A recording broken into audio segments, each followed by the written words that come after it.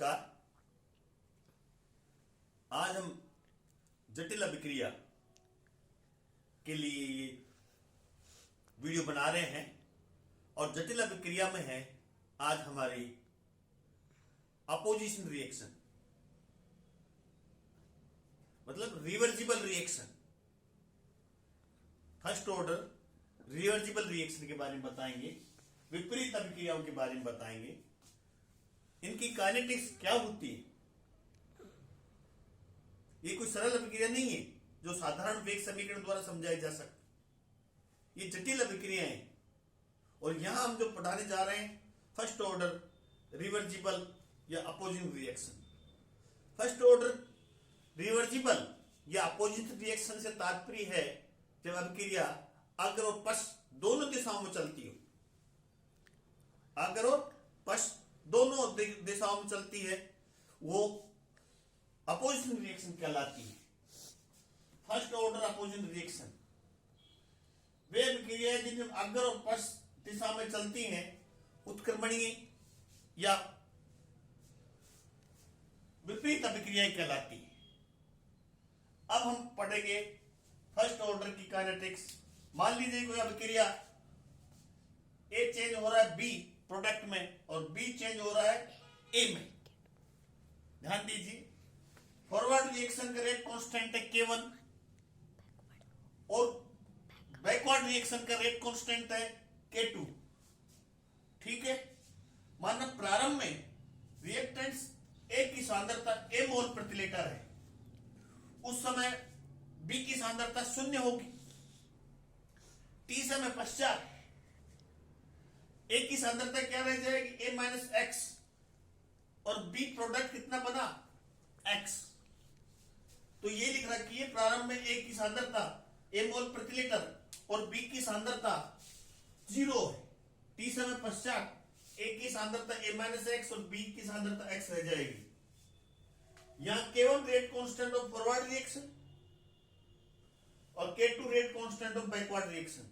Okay, तब अग्र अभिक्रिया का वेग क्या लिखेंगे?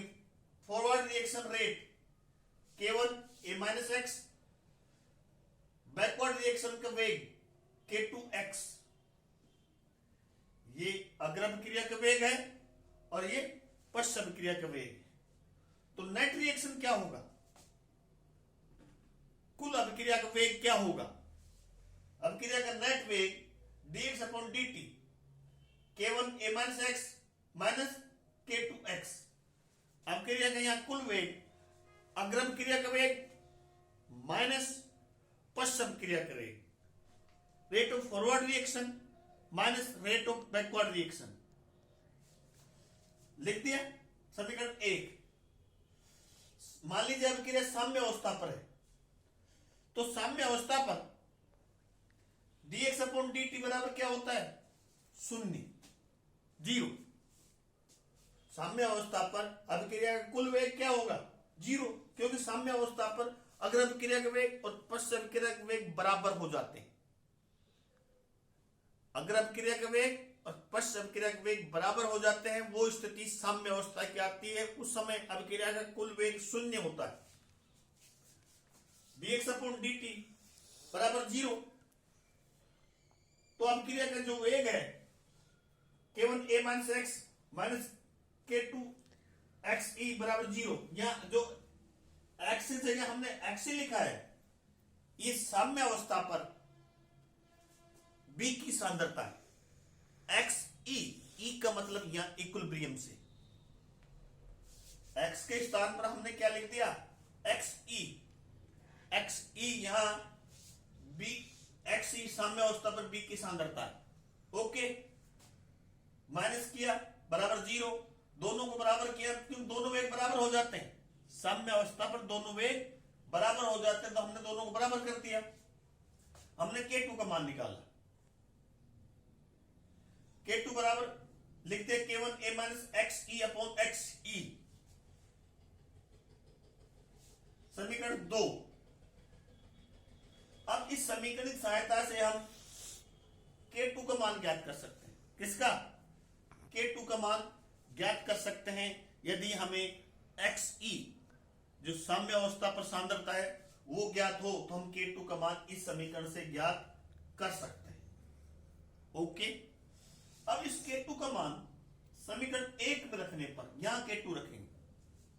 K2 का मान हमने क्या रखते हैं यहां, तो यहां K2 का मान रखेंगे तो dx upon dt K1a minus x minus क्या आएगा K1a minus x e upon x e x, तो यहां हमने K2 का मान रख दिया तो ये समीकरण प्राप्त हो। अब इसका हमने खुलासा किया या dx upon dt K1a minus K1x, इसको खोला हमने, इसको, उसके पश्चात इसको खोला K1a upon x e x K1a x e upon x minus K1x e upon x e x, इसको खोल दिया हमने, इसको खोला तो ये प्राप्त हुआ। तो K1x से हमने K1x काट दिया, xe से xe काट दिया, तो क्या बचा dx अपॉन dt बराबर K1a minus K1a upon x e x, ये बचा। क्लियर, देख सकते हो आप। अब आगे यदि हम और करें, यहां आ जाइए या dx अपॉन dt K1a हमने कॉमन ले लिया, K1a क्या ले लिया कॉमन, तो क्या बचेगा 1 माइनस एक्स अपॉन एक्स ई, 1 माइनस एक्स अपॉन एक्स ई, dx अपॉन dt बराबर K1a एक्स ई, इसका लघुत्तम लेंगे x e minus x. Okay, तो ये आ गया। अब इस समीकरण का रीअरेंजमेंट करने पर इसका क्या करेंगे, पुनर्व्यवस्थित करेंगे। तो पुनर्व्यवस्थित करेंगे तो क्या आ जाएगा एक्स ई अपॉन एक्स नीचे आ जाएगा, तो dx upon x e minus x बराबर K1 एक्स ई dt तक चला जाएगा, तो ये dt हो गया। ओके, अब ये समीकरण प्राप्त हुआ। इस समीकरण का हमने क्या किया, इंटीग्रेशन किया, समाकलन करेंगे इनका, तो इसका जो समाकलन होगा वो minus natural log ln x e minus x बराबर K1a upon x e dt का समाकलन t plus i integration constant. समीकरण कौन सा है ये, 3, समीकरण 3 हो गया। समीकरण 3 में अब ध्यान दीजिए, when x बराबर t then x बराबर 0, t बराबर क्या है, यदि हम 0 मान लें तो उत्पाद क्या होगा, 0 होगा। उत्पाद 0 होगा तो x, इसलिए इसका मान रखेंगे x की जगह हमने क्या रख दिया 0 और t की जगह 0, तो क्या बचा minus ln x e i, तो इंटीग्रेशन कांस्टेंट बराबर क्या होगा माइनस ln x e, ये बचा। इंटीग्रेशन कांस्टेंट का मान हमने निकाल लिया। अब इस इंटीग्रेशन i का मान समीकरण 3 में रखने पर, i का मान समीकरण 3 में इसमें रखेंगे, यहां रखा तो यहां क्या आ जाएगा minus ln x e, same वही है ln x e। इसका समाधान करेंगे तो ये लेफ्ट साइड में जाएंगे माइनस ln x e, तो ln x e minus ln x e x बराबर K1a upon x e t। Clear, अब x1a अपॉन x e हमने लेफ्ट साइड लिया है, तो ये t कहां जाएगा 1 upon t, ln x e ऊपर आ जाएगा, x e माइनस x नीचे आ जाएगा। ठीक है, अब हमने K1 ज्ञात करना है, rate constant of forward reaction. तो K1 बराबर हो गया x e upon a t, x ऊपर चला जाएगा, a नीचे आ जाएगा a t, ln x e upon x e minus x आ गए, ये K1 है। अब इस समीकरण की सहायता से हम K1 का मान ज्ञात कर सकते हैं।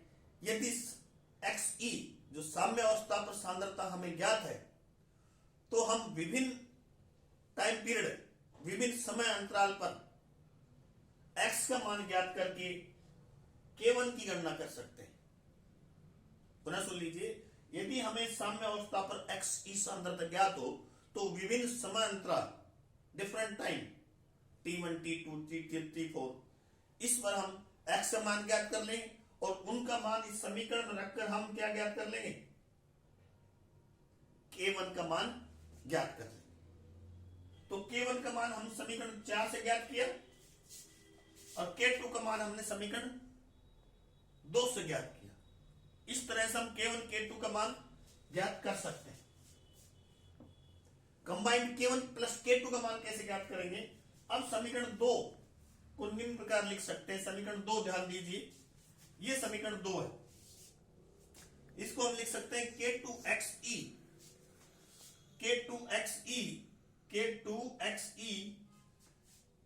K1A minus XE, K1A minus XE, इस तरह लिख सकते हैं।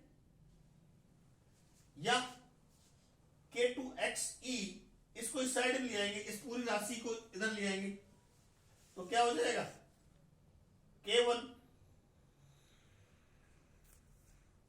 K1A माइनस K1XE, इसको खोला हमने, ये प्राप्त हुआ, ये प्राप्त हो गया।